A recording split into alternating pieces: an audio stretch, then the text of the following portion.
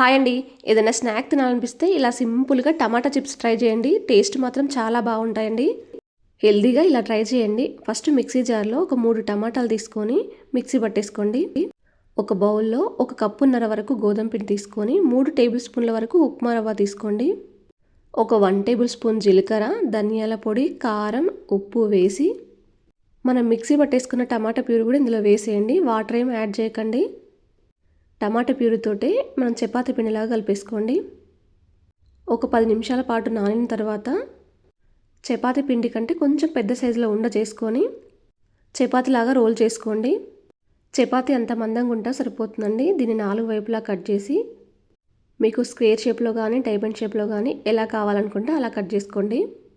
వీటినంతా ఒక ప్లేట్లోకి వేసుకోండి. అన్నీ ఒకేసారి చేసుకొని ఇప్పుడు డీప్ ఫ్రైకి సరిపడినంత ఆయిల్ పెట్టేసి ఆయిల్ హీట్ అయిందా లేదా అని చూసుకున్న తర్వాత ఇవన్నీ ఒకదాని తర్వాత ఒకటి వేసేసి 2 వైపులా కూడా మంచి కలర్ వచ్చే వరకు కాల్చుకోండి. చిన్న చిన్న బుడగలుగా ఆయిల్ వస్తుంది కదండి, ఆయిల్ అనేది పూర్తిగా ఆగిపోయేంత వరకు కూడా కాల్చుకోవాలండి. అప్పుడే మనకు వేగినట్టు క్రిస్పీగా వస్తాయి.